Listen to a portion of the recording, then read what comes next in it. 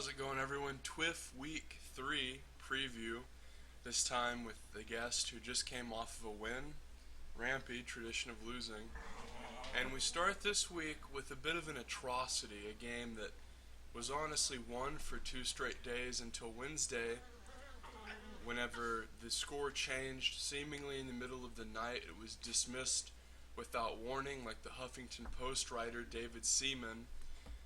And this game really was a victory for me, and it counted as a victory until a couple hours ago, apparently. And Weston randomly got some more points, so that's interesting. I was under the impression that the scores locked on Tuesday. They were not subject to change on Wednesday, so I really don't know what the fuck happened there, but huge for Weston. Now he's 2-0, and 3 of my players had fumbles, which was a very bad and unlucky thing. The Curse of Seagouch taking down Lily, one of the weakest teams in the league. Rampy, what are your thoughts on Lily? Lily's team is an atrocity, to be honest with you. I mean, just going through her players, like she has Aaron Rodgers, who she likes to pick. I think she's had her 2 years now. She had him, I guess. Danny Woodhead, never pick him ever. Don't do it. There's no point. He's gonna get hurt. He's not going to play. There's something that's going to happen to Danny Woodhead, and he's not going to get the points you need. Frank Gore, I mean, he's doing okay. Indianapolis is doing all right this year, so even though they lost to Denver, I mean, it's surprising to put up that many points against the Denver defense. Dez Bryant, Demaryius Thomas, they're both pretty solid receivers, although Dez, I mean, all he's really going to get right now is some receiving yards because the Cowboys have trouble getting it into the end zone. Demaryius Thomas, pretty good player right now. Trevor Siemian actually looking a lot better than he was anticipated to be. And then the rest of her team, though, I mean, just not that good. The Chiefs' defense is decent, but they were playing Houston, who's really good this year. So, I mean, really she's got some glaring holes, at least 4 holes in her team that need to be fixed. And then we got Seagouch over here. His team looks a lot weaker than usual. He's got Arian Foster and Thomas Rawls, who both, I think, got hurt this week. They did. So, let's see what happens. I mean, he does have, whatever that guy's name is, Benjamin. Travis Benjamin? Yeah. Is that what it is?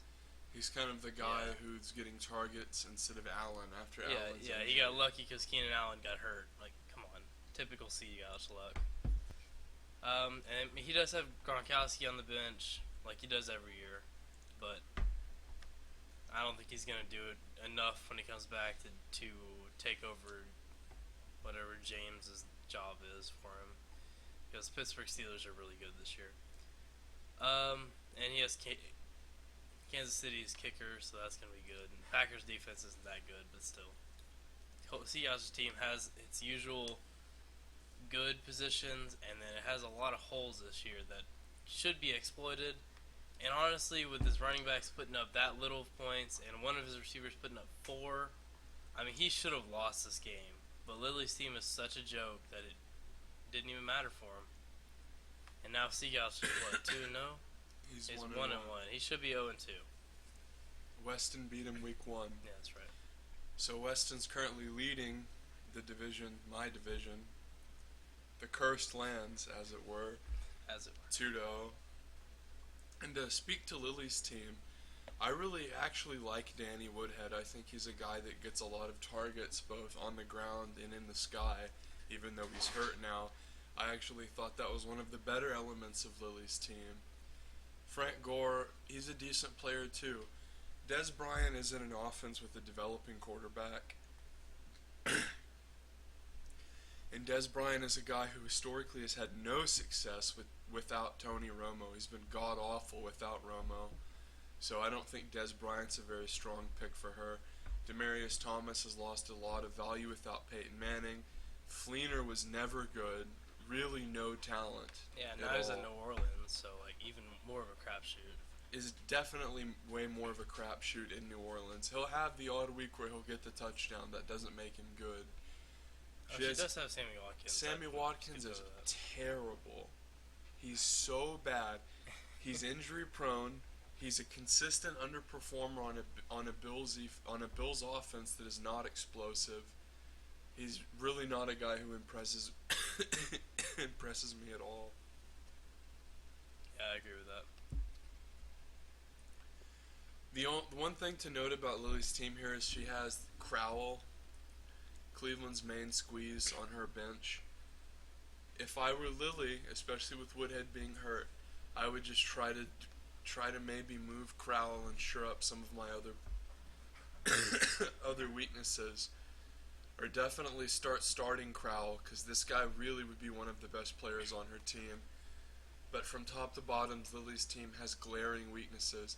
I'll touch on Seagouch too. He's gaping at running back. Huge hole. There is some things that Lily could do to improve her team. Before we move on to Seagouch, like for instance, Dion Lewis not going to come back this year. Why even have him on your bench?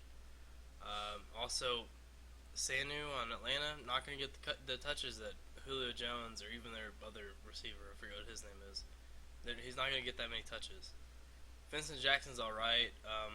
Tampa Bay's, they did play Arizona, so didn't really matter there. And then I don't know why she has another tight end. Even that guy's not good. So she could play the waiver wire.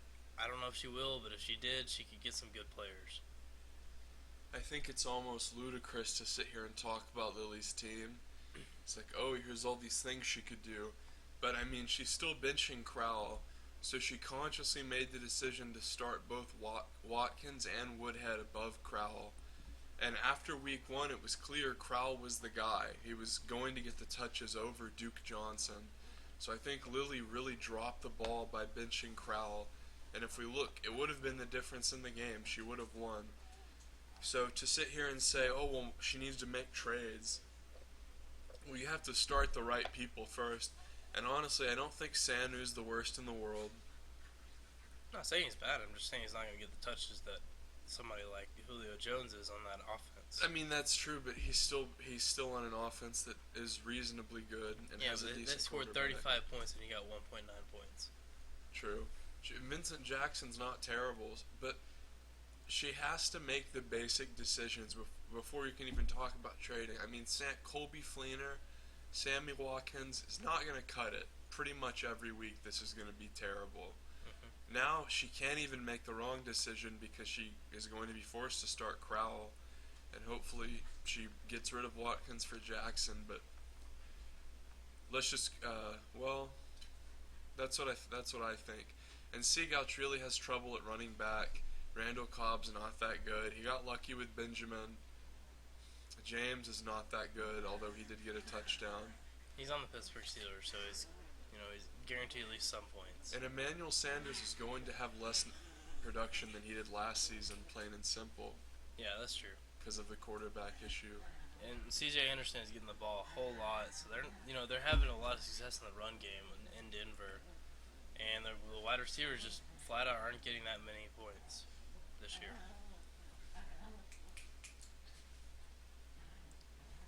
Monkey. Alright, let's take a look at Spencer's team, who has been just on fire throughout the first 2 weeks. And you look at it and you kind of see some big names that are actually putting up some big points for him. But then you see some smaller names that are still putting up really big points for him. So you got Blake Bortles, who's not the best quarterback, but you know what, he's in Jacksonville, who cannot establish the run game right now. TJ Yeldon is just not cutting it. They really are missing Chris Ivory. And, I mean, he's getting to throw a lot. I mean, you see that he's got 329 passing yards with 2 TDs and somehow has 2 interceptions with all of that stats. I mean, that's just like a good indication of them throwing a whole lot. And he has Deangelo Williams, who, again, is on the Pittsburgh Steelers and just absolutely tearing it up. Is that David Johnson? Is that who that one is? Mm-hmm.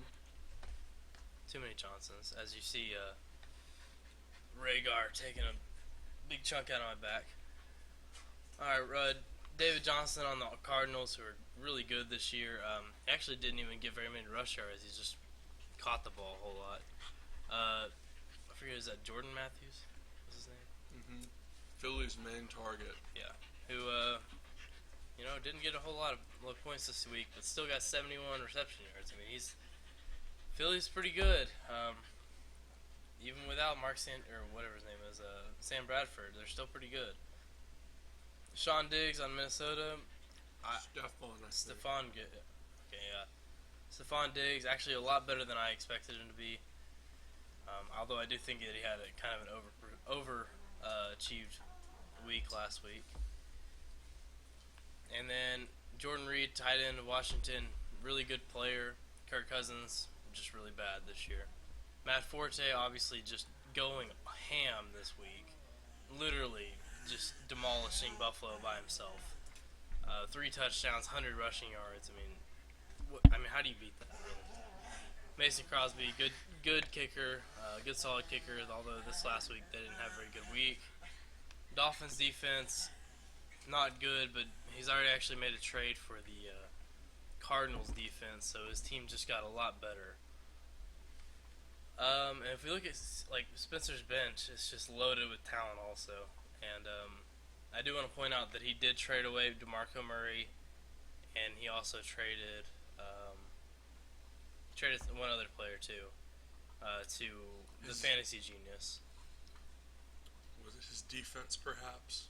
I don't think it might have been, but I don't. Let's think just so. review the trade.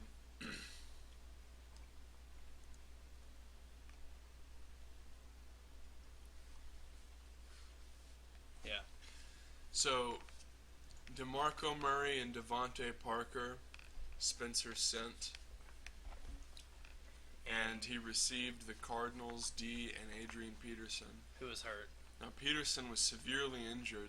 His meniscus was hurt, which is always at least, I would say, a 6-week-long injury, and sometimes it can be way worse. Spencer might be playing the long game here. He is known for playing the long game sometimes, although most of the time he's a cheeser, so you don't know. Spencer got a really good defense, but even though he has a plethora of running backs, he did give a lot away to get it. I honestly think he was banking on Adrian Peterson probably coming back after 6 weeks or something. Yeah, but I don't think he sent away enough to where it really matters, you know? I mean, Ben was probably just going to drop AP, if I had to guess. I mean, I don't even know if he can, but I think he would have. Well, yeah, we'll see.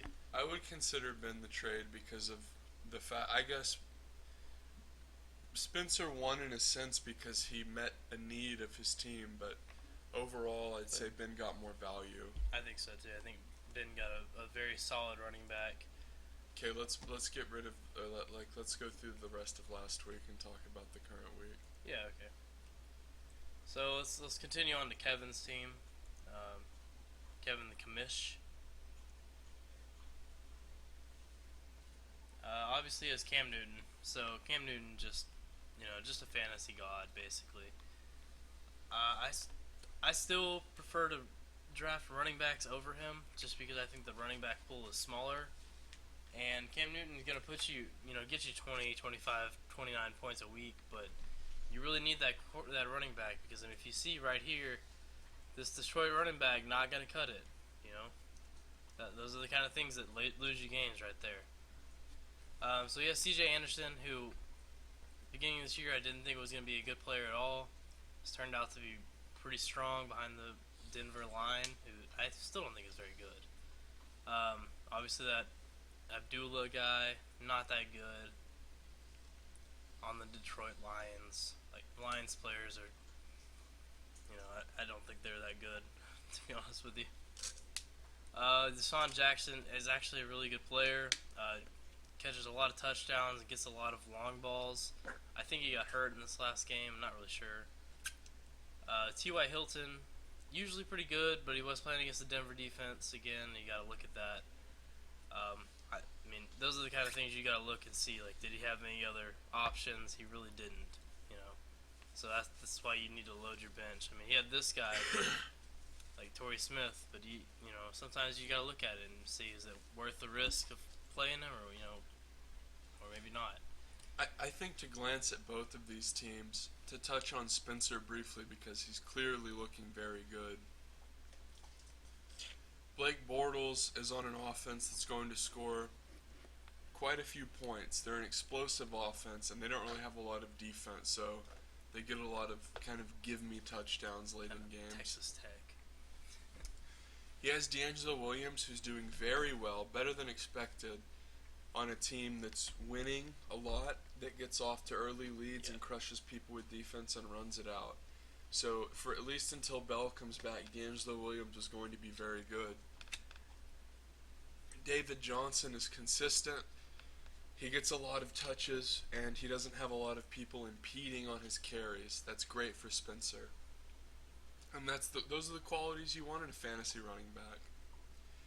Jordan Matthews is the main receiving target of an offense, which is great. Stephon Diggs, I would say, is on the decline because of Adrian Peterson's injury. I think the Vikings will score way less points overall. However, I do think that Stephon Diggs was a good pickup. Jordan Reed is a tight end that always gets targets. Matt Forte is good. He's always included in offenses. He's always prioritized. I think he played like 60 snaps this last week. It's ridiculous. Crosby always, I would say, gets a lot of opportunities because of Aaron Rodgers. And he just shored up his defense with the Cardinals. As far as Clapfor's team, I'm not a fan. He has Cam Newton, who I like. C.J. Anderson's doing well, but he has the Detroit running back who's not doing anything. Deshaun Jackson's hurt and has a bad quarterback. T.Y. Hilton's on a tremendously overrated team that has always overrated. They have tremendous offensive struggles frequently. The Notre Dame of the NFL. There are multiple games that the Colts play where they just cannot do anything at all. They're just offensively stifled. Zach Miller has quarterback troubles. He has a horrendous player, Jay Cutler, throwing to him. Action J. So if you look at Kevin's middle four, his second running back, receiver, tight end, there's a lot of nothing. Michael Crabtree is reasonably talented on a decent offense, but yeah, the rest of it, Cincinnati kicker, I think is actually going to be a really, really strong pickup for him. Just because I think the Cincinnati Bengals are actually going to be really good this year. I know they lost to Pittsburgh, but they're still missing a bunch of stuff on their defense. In terms of injuries and suspensions with, Burfict, who tried to kill a man. And, I think that the Bengals overall are going to be pretty good. So now we're going to look at Black Magic, a.k.a. Kevin Travier, the King. The King of Swag. And I'll just start this one off. He was against Disco, and Black Magic, who's often criticized as one of the worst teams, won. Phil Rivers had a good week. Doug Martin and Jeremy Hill both did next to nothing. Doug Martin got hurt, too. That's true. Danny Amendola did his thing. He got a touchdown. Odell Beckham was okay. Witten was okay. Hearns was below average. And Tucker and the Vikings defense were very good. They were instrumental in Kevin's win. Absolutely. As far as Disco's team, it was really a shit show with 4 people kind of getting injured. Andrew Luck was not good, as he's inclined to do, underperform. Jonathan Stewart underperforming, not getting touchdowns and getting hurt. The Jonathan Stewart trifecta. AJ Green does what AJ Green does and gets hurt. AJ Green, better than most about getting hurt, but in this game he got hurt and he didn't produce. Same with Allen Robinson. So Disco Hobbit's bread and butter, his 1-2 punch, really, really coming up short, and he's losing the punch of his team, and I really think he's in trouble going forward. I think you got to look at Bernard too here. I think that he really overperformed in this game. I mean, look at what he did here. He only rushed for 17 yards. I'm not sure exactly what I just did, but let's go back. There we go. Yeah, he only rushed for 17 yards. He caught 100 yards of receiving. That's just the Bengals offense having trouble actually pushing the ball with their line, unless he's not the starting running back, and then I'm not actually sure if he is. But either way, he's got some glaring weaknesses throughout these first few. And then he does have probably one of the best defenses in the league this year with the Texans, and he has Canizaro from Arizona, who's going to get a lot of points just because Arizona puts up a bunch. On their benches, though, let's take a look at their benches just to make sure. Coleman for Cleveland, going to be pretty instrumental while Josh Gordon's out. and he's actually not a bad player after watching the Cleveland game. Coleman here, I still don't believe in him. Why they have DeMonte Freeman, who was a beast last year. Just don't trust it. And you can see what I was talking about earlier with the TJ Yeldon thing. He's just not cutting it as a starter. That's pretty much it for them. I mean, he has M. Jones, but caught 118 yards, but no touchdowns. So, yep, pretty good. All right, let's move on to the rivalry game. Cameron and Benny. Benny is 2-0 now. His win did not get reversed. He got 110 points. Cameron had Melvin Gordon in, who got him 18. He also had a he had a receiver in his flex. So Cameron doing everything he could to mitigate his running back troubles. Yep. But if we look at Ben's team, Ryan Matthews still isn't hurt. Matt Ryan had a great week. Hopkins is always going to receive lots of targets. He's the best threat the Texans have. Will Fuller's pretty good, though, man. Amari Cooper is explosive, and he's always going to be the deep threat of an offense that likes to go downfield. And then Ben kind of picked up the pieces from there. The Cardinals destroying Jameis Winston, one of Aaron's most hated players. Absolutely. No trust in him. Putting up 23 for Ben, instrumental in his win. Janikowski missing a field goal, unheard of. But, you know. And if you look at, obviously Ben had some troubles here. Even though he won, he still had some troubles with the running back situation of Adrian Peterson getting hurt. Luckily, all of his other players really picked up the slack for him this week. Amari Cooper, I think, is just a really instrumental player this year. This is a big week for Ben. He's 2-0 now. He's clearly the leader of your division. What is it named? I think it's Division 3 still. Oh, it's the West default, or whatever. The West. I vote that it should be renamed to Winterfell next season. Sounds good to me. But just to glance over the other team, I think Cameron, he's still somewhat in trouble with his running back situation. Duke Johnson, he can't count on Gordon to do that well every week. And to be quite honest, he is another team along with Lilly who needs to make moves. Well, let's take a look at their benches and just give a little bit of an insight and see if anybody could have started anybody better, or if they have any weapons on there. Ben has Mike Wallace, who's been good. That's true. He also has Delaney Walker for the Titans, who is a big fan of Mariota. They like to throw the ball to each other a lot. Other than that, not a whole lot of good stuff. That Inua guy only got a lot of touches because of the Jets airing it out a lot. And then on Cameron's side, really nothing on the bench. If you want to look at that guy I hate a lot, right here, look at this, 4.2 points. Beautiful. He had less points than the legs of the animal he stole, the crab. He did. That's true. Alright, move on. Alright, let's look at my game this last week. Played No Fried. How about we don't? Okay, we can just skip right over it if you want. Alright, I got this one, Rampy. I don't want you to self-indulge too much. On the side of No Fried, Russell, my Jimmy's Wilson managed not even to score a touchdown against the LA Rams. Truly an overrated player, even for fantasy football where he thrives, a format where he does very well with his running style. Devote Freeman, or whatever the hell his idiotic first name is, what a joke of a first name. Is it literally, I want to say it's Devote. Devonta. No. Devonta. Devonta. Bad. Who didn't get a touchdown this week? Joke. Ezekiel Elliott did look better this week. The Cowboys did play a bad team. Yeah, until he got it benched. Do you foresee that as a problem for him moving forward? No, not really. I think that he'll recover from it pretty easily. Alfred Morris looked pretty good when he was in, but I would still say Elliott's the go-to guy right now. No Fried had Fitzgerald doing well, but as I predicted, Brandon Cooks did not put up anywhere close to the points he put up in week 1. Fell off to 6.8. Antonio Gates receiving an injury, no surprise there. He did have a touchdown, though. William Snead snagged a touchdown, and Graham Gano did very well, and No Fried managed to scrape together 96 points, which was nice. But on your side, Fitzpatrick, very consistent, 20 plus. Lavatius Murray got a touchdown. That's great for you. Even when Carr does very well, Murray's still getting looks.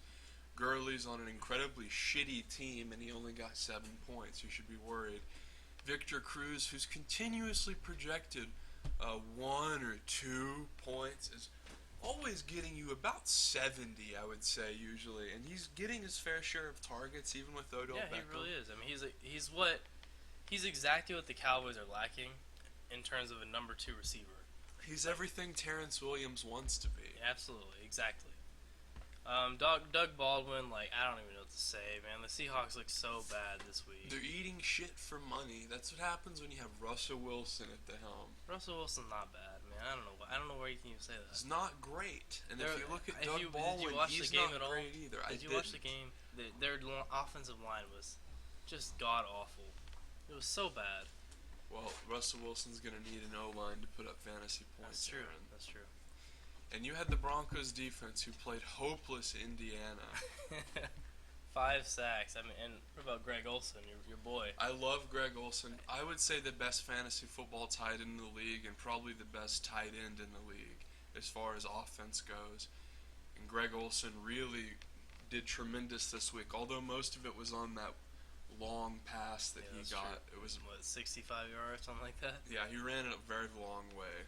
I got Spencer Ware and Steven Gostkowski. Gostkowski actually missed the freaking field goal. Kind of worried me. Why did you bench LeGarrette Blount against Miami? I really don't know. I wish I hadn't. I should have started him over Todd Gurley, but I had hope. Well, I mean, if you're going to draft Gurley, I think you have to hope that he's going to do better than considering it was my first pick, yeah.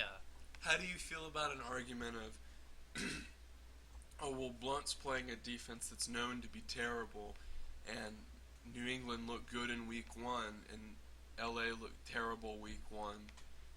Do you not play that matchup at all, or do you just kind of stick to Gurley because of where you drafted him? I think you do have to take that argument into consideration. I think I failed to, and that's part of the reason why I started Gurley over him. Honestly, a lot of times I don't really have a whole lot of faith in New England running backs, but I mean, we'll see. I'm starting him again this week. I'm gonna start Blunt this week. We're gonna see what happens because I think Jamal Charles is coming back. And Spencer Ware is going to be done for about 2 games until Jamal Charles, tears his knee again. So, to take a look at the divisions very quickly before we start, Joke 1-1, Spencer destroying. Who cares? Black Magic is 1-1. Disco looks bad. Clapford does not look good. Ben looks good. Aaron looks good. Cameron doesn't look very good. So, an interesting opening 2 weeks. Lily and Seagouch really look terrible. I mean, both. I think a couple of these teams you have to look at some points scored here. You do need to take a look at these kind of things like Weston only scoring 177. Like he's actually lower than a team like Black Magic, who has a 1-1 record. Or even a team like No Fry, who's 0-2. You really have to take a look at that kind of stuff. I mean, Weston's really eked out 2 super close wins with those low points scored. Whereas you have scored, I think, 3rd or 4th highest in the league. And then you see Spencer obviously just dominating. I'm not sure who Clapford played the first week, but obviously he's put up a lot of points too. And then you look at Ben and I, and this whole division in general, actually putting up a whole lot of points. I think No Fried has been a bit hard done at 0-2. Yeah, he definitely has. I mean, he's put up 95 points in that last game, and obviously put up 100 and something in the first week If you look at week 1. Let me see what No Fry put up in week 1. Where's he at? No Fries. 95 again. Barely lost to Cameron. Yeah, so, I mean, No Fry's really kind of gotten the bad end of it right now. Yeah, he barely lost, but it didn't get changed on Wednesday. So his record is 0-2, you know. So let's start things off with my game versus Seagouch. Now, I think the projections this year have been particularly bad. I absolutely agree. For instance, this Carlos Hyde versus Seattle. Seattle defense is not that good, really, against the run. They're good against the pass. I think Carlos Hyde will get a lot more points than that. Also, Jordy Nelson, come on. 7 points against the Detroit. I don't get it, man. They had Weston's main running back projected 22. Oh, I saw that. They had it projected 22. We'll see it here in a second. I mean, it's bad. Let's see here. Let's start off with your team. I'll go ahead and do that for you, buddy. Go ahead, Rampy. Take Derek Carr. It looks like you're starting Derek Carr this week over Eli Pussy Willow Manning. What's the reasoning behind that? Let me ask you that first. Now, Rampy, Derek Carr, he has a tendency towards explosiveness that Eli Manning does not really have. And both quarterbacks have easy matchups, but Derek Carr is playing the completely inept Tennessee Titans, and he's shown a greater disposition to get touchdowns. Whereas Eli Manning, he's a good quarterback, but he doesn't really have these explosive games that Derek Carr does. Okay, so you're saying that the Tennessee Titans are bad, right? Yes, potentially worse than Washington. You know they did win last week against a decent team, right? I saw that. The game they actually won with defense, if you watched. And I'm not worried. I'm just saying, I mean, if you look at it, Eli Manning is playing the Washington Redskins, who are not that good. They're just really not good. Kirk Cousins likes turning the ball over, that gives Eli Manning a little more time. Just, a little bit to think about there. I mean, I think Tennessee's defense is better than what you're giving it, in my opinion. But I do think Derek Carr will probably put up 2 touchdowns again. I mean, the Oakland Raiders are, I don't want to say they're back yet, but they're pretty good this year. They have a solid running game and a solid passing game with some solid receivers and a really pretty good above average quarterback. You have Lamar Miller on Houston.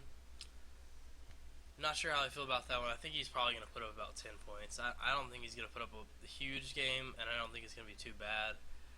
He is playing New England, who is... We'll see what happens with New England this week, because they are missing a lot of things on their team in terms of quarterbacks. Well, they have Gronk. I think Gronk is coming back. I think that is true. But... what does it really matter if the quarterback is too bad to throw to him? I think Gronk is good enough for it to matter. Gronk is a huge weapon. Yeah, that's fair. And I think Lamar Miller is a guy who gets a lot of carries because Houston is a team that relies on the ground game. Osweiler is not someone who airs it out a whole lot. Or can be trusted to do so. I mean, watching last week's game against Kansas City, it looked like Osweiler had a really strong performance. And I mean, if you look at the past 2 weeks of Lamar Miller playing against the Chicago Bears, he rushed for 100 yards, but he didn't get a touchdown on either of these games, which is a little concerning. So that's why I'm going to say he's probably only going to get about 10 points. I'm not gonna say he's probably going to get any more than that. So I'll give him. I mean, I think the fantasy people who projected that one is okay. Carlos Hyde, like I said before, he's going to get a lot more than 7.5. I don't think Seattle's defense can really handle the run. And I think also the Blaine Gabbert pass attack is better than expected. Jordy Nelson, going to get a touchdown. He's going to get more than 7 points. He's going to do pretty well. Jarvis Landry against Cleveland. Yeah, I think he'll do pretty well too because Cleveland sucks.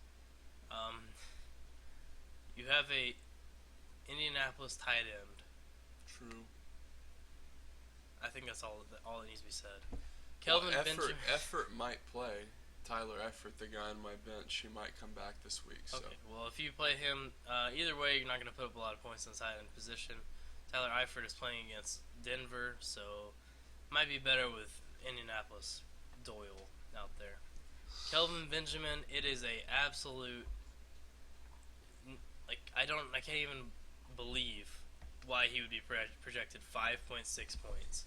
Look at this man. Look at these points that he's put up. Leads the 15 and 22. Most points by a receiver in the entire league. He can't get tackled. Like, these cornerbacks and safeties cannot tackle him. I don't know why on earth you would project him 5.6 points. One of the main threats of an elite offense. The Panthers. He's the number one receiver.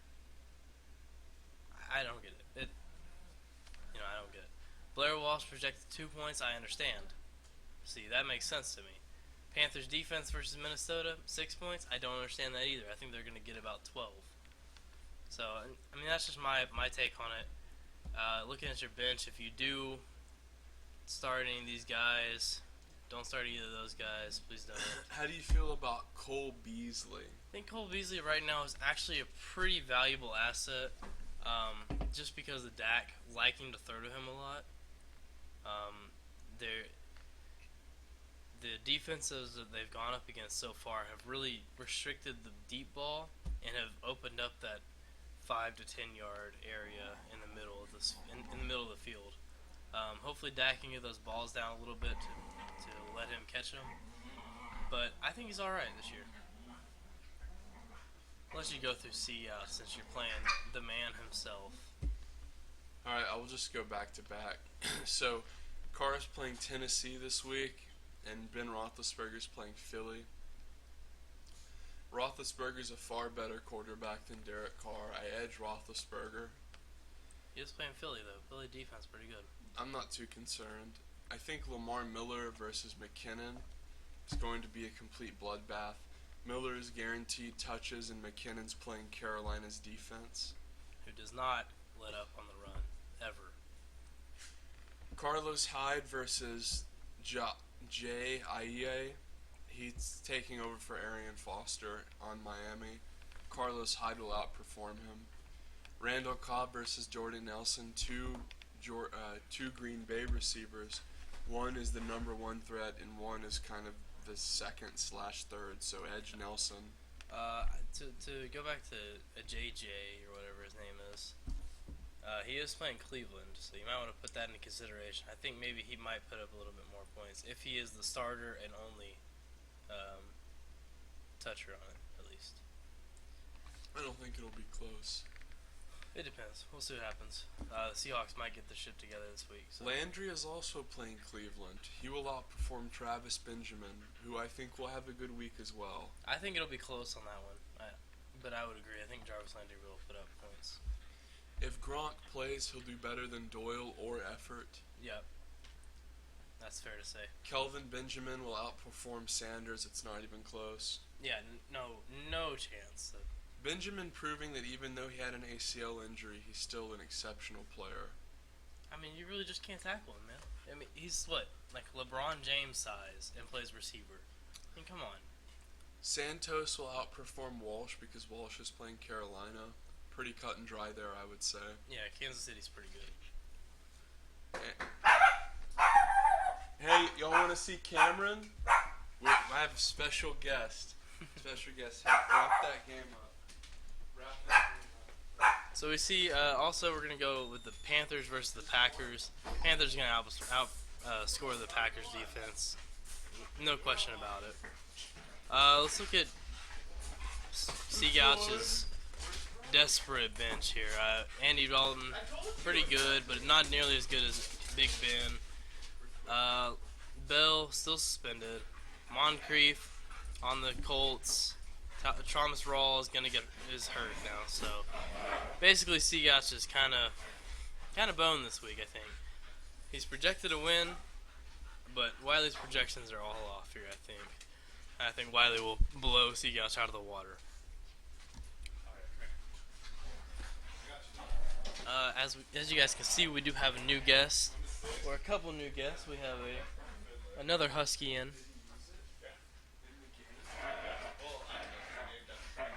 And I believe Cameron will be joining us shortly.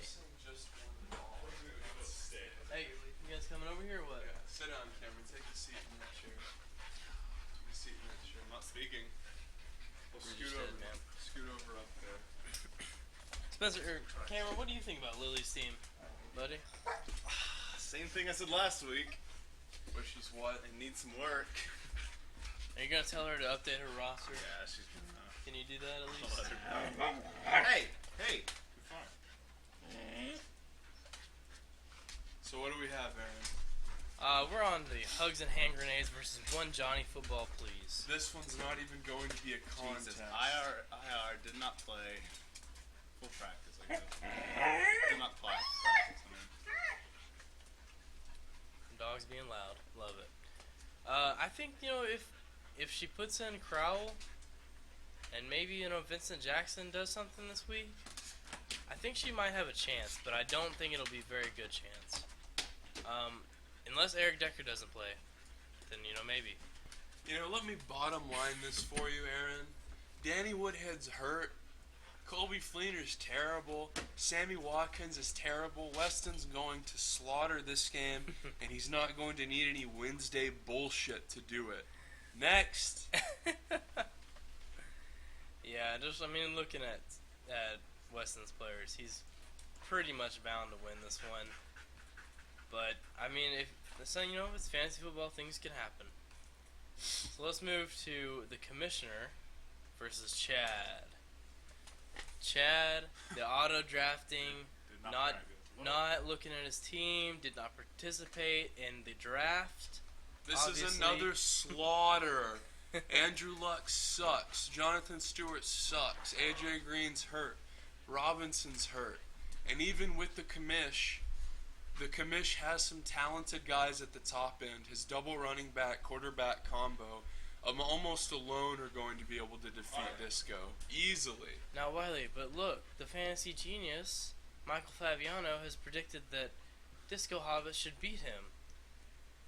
What do you have to say about that? I don't think Kevin the Commish's team looks good, but I do, however, think that he has a strong shot of winning this week. Fair enough. Especially if he plays Torrey Smith. I agree with that. Alright, let's move to another most likely Slaughterfest. To the right of the cabin on the top. Oh, we did say something earlier about projections on Weston's team. Mark Ingram and Jeremy Langford are projected both 15 points, which is kind of absurd. So let's go back to Kevin and good old Spencer. And Wiley, want to run us through this one? Well, I think that Black Magic is just going to get slaughtered here. Everyone just slaughtered. Every game's gonna be absolutely just slaughtered. Oh, nice. Hey, we just got news hot off the press that Gronkowski's playing. Cameron, you had something to say. Come here. Cameron doesn't think that the games are going to be slaughters. Cameron, are the games not going to be slaughters? Every single one probably isn't. Every single game's not going to be a slaughter. This one will be. I think that Doug Martin's injury is going to destroy Black Magic. He's probably going to have to start James Starks, who's just god-awful. And on the side of Harambe's revenge, Deangelo Williams, assuming he plays, will do well. I mean, there's just consistency across the board and lots of stuff on the bench here. I mean, even Jordan Matthews in the Eagles' defense, I'm sure that he'll put the Eagles' defense in. And I think that across the board, Spencer has the advantage. Quarterback, yes. Both running backs, yes. Macklin is probably worse than Amendola, but I really do think that Black Magic is at a huge disadvantage. Nobody. And I think that Jason Witten is going to be outperformed by Jordan Reed, even though Witten has an easy matchup. So I edge Spencer just in an enormous way this week. Yeah, I agree. Especially if he starts a Cardinal defense. I don't know why you started the Dolphins, even if they're playing Cleveland. I wouldn't do it. All right, next. All right, the next game is going to be another semi-rivalry. Cameron, come over here for you and Aaron. Yeah, we need Cameron for this one. All right, so Cameron and Aaron, come over here, Cameron. This is a division game And last week we had Cameron and Ben. Ben put up huge points and defeated Cameron. Barely lost. Shut up. You don't think? Put up huge points. Just one-sided journalism over here. No. He put up huge Liberal points. He beat me by like 3 points or The something. liberal media and Wiley. He won. He put up 110. He put up 110 points and beat Cameron by what? 18. Something like that, yeah. 92 to 110. 92 to 110. I would consider. That's a pretty big difference. I would consider 110 huge points in our league. I don't want to do this. Because if you look at the totals, it was big compared to everyone else. I didn't say you lost a crushing defeat. Let's do this. Huge points. He scored a lot. Obnoxious. So you have Drew Brees, who's playing Atlanta, who's not good. But Aaron has Fitzpatrick, who I think is the better player. Well, no, not necessarily. I actually edged Drew Brees here, although Fitzpatrick has been very good. What do you think? I'm going to give it to my team almost every time. Oh, okay. So, Okay. we're going to do it that way. You're gonna give it to your team even when you're starting Duke Johnson at running back Especially versus when I'm Latavius Murray. I don't know. Is that what you really think, man? Yeah. Well, Duke Johnson's better than Latavius Murray. And destroy Murray. Okay. All right. Well, I would give it to Murray. I actually think Melvin Gordon will put up more points than Todd Gurley this week. Yeah, I don't think that Gurley has shown any real talent this year, and I think that he's still a big question mark despite being drafted so highly. And as far as Julian Edelman versus Cruz, Edelman's playing the better defense, so I really think Victor Cruz will do better. Victor Cruz is playing against Josh Norman, though. I think that's why he's projected 1.2 points. I think Victor Cruz will do better than Edelman because Edelman has a bit of a quarterback question, and Cruz is going to run rampant this week. Yeah. Tavon Austin will not outperform Brandon Marshall if he plays. Knee and foot injury. We'll see. So maybe. If Marshall plays, he'll be better, but it's hard to say. Olsen is far better than Kels. Marshall's going to play. You don't? I need to switch him. Well, who are you going to go to here if you had to predict? Probably. Should put in Eddie Lacy and move Julio Jones up. Yeah. I don't know why you have Julio Jones so low down there. Just the way it worked. It wasn't planned. I mean, really, Yeah, I'll you probably have throw no in offense. Lacy. I don't know. We'll see. I can mix it around. So Eddie Lacy potentially the answer for Cameron here, which I don't think is ever a good situation to be in. He does still have Dan Bailey, who is playing Chicago this week, and the Cowboys showed that their offense is recovering. So that's great for you, Still Cameron. can't put it in the end zone, though, which means he's going to get a lot of field Doesn't goals. get- Bailey Field gets a goals. lot of points because the Cowboys can get close, but they just peter out. I think that Gostkowski will get a lot of points, too, this week, though, because they are playing the superior Houston defense. I think with the running back situation, I would edge to Aaron here, especially with Brandon Marshall being kind of in question. And Julio Jones needs to have a monstrous week this week.